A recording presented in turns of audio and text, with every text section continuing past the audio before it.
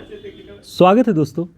आज की इस वीडियो में हम भाषा विज्ञान से संबंधित महत्वपूर्ण प्रश्नों को हल करेंगे। हमारा पिछला वीडियो जो था उसमें भी हमने भाषा विज्ञान के महत्वपूर्ण प्रश्नों को हल किया हुआ था। तो चैनल को सब्सक्राइब कर लीजिए और वीडियो को लाइक कर दीजिए, क्योंकि अंत तक आपको बहुत अच्छे अच्छे प्रश्न इसमें मिलने वाले हैं जो परीक्षाओं की दृष्टि से काफ़ी उपयोगी होंगे। पहला प्रश्न है, भारतीय भाषा विज्ञान में तत्सम शब्द से क्या आशय है? ऑप्शन: जनपदीय शब्द, अरबी व फारसी के मूल शब्द, संस्कृत भाषा के शब्द, यूरोपीय भाषा के शब्द। तो तत्सम शब्द से क्या आशय है? तो इसका जो सही उत्तर है संस्कृत भाषा के शब्द, ये तत्सम का सही आशय है। तत्सम या संस्कृतनिष्ठ शब्दों का एक और नाम है जो प्रयोग किया जाता है, तद्रुप। इसे भी आप ध्यान रखिएगा। तत्सम के लिए तद्रुप शब्द का भी इस्तेमाल होता है। दूसरा प्रश्न है, तद्भव शब्दों से क्या आशय है? ऑप्शन: परंपरा से चले आते हुए मूल शब्द, संस्कृत भाषा के शब्द, पाली प्राकृत द्वारा प्राप्त संस्कृत शब्द, अरबी फारसी के शब्द। तो तद्भव शब्दों से आशय जो है वो पाली प्राकृत के द्वारा प्राप्त संस्कृत के जो शब्द हैं, यानी संस्कृत के जो शब्द पाली प्राकृत के माध्यम से आधुनिक आर्य भाषाओं तक चले आए हैं और उनका रूप बदल गया है, वो यानी तत्सम से, तत्सम शब्दों से निकले हुए जो शब्द हैं वो तद्भव कहलाए। तो हमने इसे पारिभाषिक रूप से आपको बताने का प्रयास किया कि तद्भव शब्द हिंदी भाषा की अपनी शब्दावली है, निजी शब्दावली है। ठीक, हिंदी भाषा में संस्कृत भाषा से विकसित शब्दों को तद्भव कहा गया, यानी खासकर हिंदी भाषा की बात करें तो उसमें संस्कृत भाषा से जो भी शब्द विकसित हुए हैं उन्हें तद्भव कहा गया।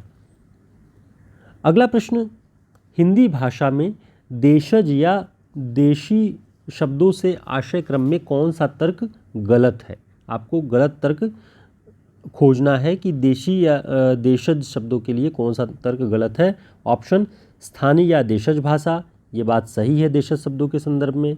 जो शब्द न प्राचीन आर्य भाषा से आए हों न विदेशी भाषा से, ये भी सही है, क्योंकि देशी जो शब्द होते हैं उनका मतलब ही है कि उनके शब्द प्राचीन आर्य भाषाओं से नहीं आए हैं, नहीं तो वो तत्सम और तद्भव हो जाएंगे, और न ही विदेशी भाषा से आए हैं, नहीं तो वो विदेशी शब्द आगत शब्द हो जाएंगे।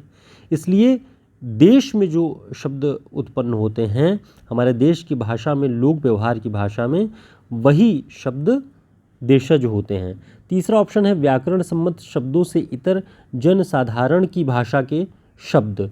तो ये इसका सही उत्तर होगा। फारसी से आए हुए ग्रामीण शब्द, ये सब जो है आगत शब्दों में आ जाएंगे। तो हमारा सही उत्तर ये है, व्याकरण सम्मत शब्दों से इतर, यानी व्याकरण सम्मत शब्द नहीं है, वो जनसाधारण की भाषा के शब्द होते हैं देशज या देशी शब्दों में।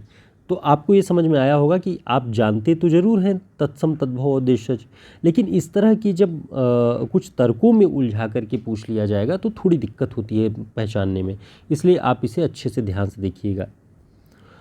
अगला प्रश्न है, संविधान के किस अनुच्छेद में यह निर्धारित किया गया है कि संघ का यह कर्तव्य होगा कि वह हिंदी भाषा का प्रसार, वृद्धि एवं विकास का निर्वहन करे, विकास के दायित्व का निर्वहन करे? ऐसा किस अनुच्छेद में है? तो इसका जो सही उत्तर है वह है अनुच्छेद 351। अनुच्छेद 351 में यह निर्धारित किया गया है कि संघ जो देश की सरकार है उसका यह दायित्व होगा कि वो हिंदी भाषा का प्रसार, वृद्धि और विकास के दायित्व का निर्वहन करे। अनुच्छेद 343 में आप जानते हैं कि यह बताया गया है कि संघ की भाषा हिंदी और लिपि देवनागरी होगी, ये 343 में कहा गया है। अनुच्छेद 348 में कहा गया है कि उच्चतम न्यायालय और उच्च न्यायालय, सुप्रीम कोर्ट और हाई कोर्ट की जो सारे कार्यकलाप हैं वो अंग्रेजी में ही होंगे। इस तरह का प्रावधान अनुच्छेद 348 में किया गया है। अगला प्रश्न है, राजा शिव प्रसाद सितारे हिंद की उर्दू परक हिंदी की नीति का विरोध कौन करता था? ऑप्शन: भारतेंदु हरिश्चंद्र, राधाचरण गोस्वामी, बालकृष्ण भट्ट, राजा लक्ष्मण सिंह। तो इसका जो सही उत्तर है राजा लक्ष्मण सिंह। राजा लक्ष्मण सिंह हिंदी भाषा में संस्कृत निष्ठता के पक्षपाती थे और राजा शिव प्रसाद सितारे हिंद उर्दू परक हिंदी की नीति को मानते थे। तो इन दोनों में जो एक वैचारिक टकराव था भाषा के चुनाव को लेके, भाषा के विकास को लेके, वो देखने को मिलता है। तो इसे आप ध्यान रखिएगा। राजा लक्ष्मण सिंह शुद्ध संस्कृत निष्ठ हिंदी के समर्थक थे। दोस्तों, इस तरह के सभी प्रैक्टिस सेट और वन लाइनर नोट्स 160 पेज के पूरे आप हमारे 150 रुपये की PDF में और प्रिंट बुक, ये दोनों चाहें तो आप ऑर्डर कर सकते हैं हमारे इस नंबर पर संपर्क करके। हिंदी साहित्य का शॉर्ट नोट्स आपकी आगामी परीक्षाओं के लिए बहुत उपयोगी होगा।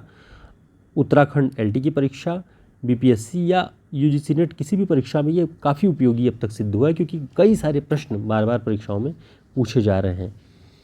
अगला प्रश्न है, तुलसीदास की रचना गीतावली और कवितावली की भाषा क्या है? ऑप्शन ब्रजभाषा, अवधी, भोजपुरी, मैथिली। तो इसका जो सही उत्तर है वह है ब्रजभाषा। गीतावली और कवितावली इन दोनों की भाषा ब्रजभाषा है। नीचे हम देखते हैं पॉइंट्स में, बरवय रामायण, रामलला नहछू, जानकी मंगल, ये अवधी भाषा में हैं तीनों, और कवितावली, गीतावली और विनय पत्रिका प्रसिद्ध है ब्रजभाषा में।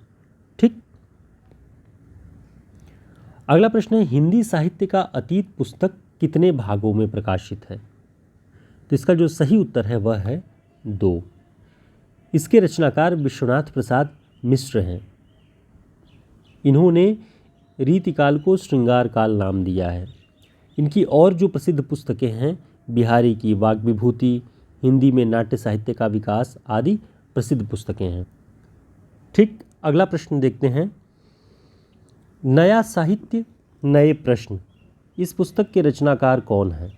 Option doctor Nagendra, Nandkishore Naval, Nandulare Vajpeyi, Devraj.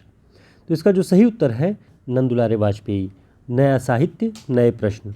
इनकी और एक प्रसिद्ध पुस्तक है हिंदी साहित्य 20वीं शताब्दी।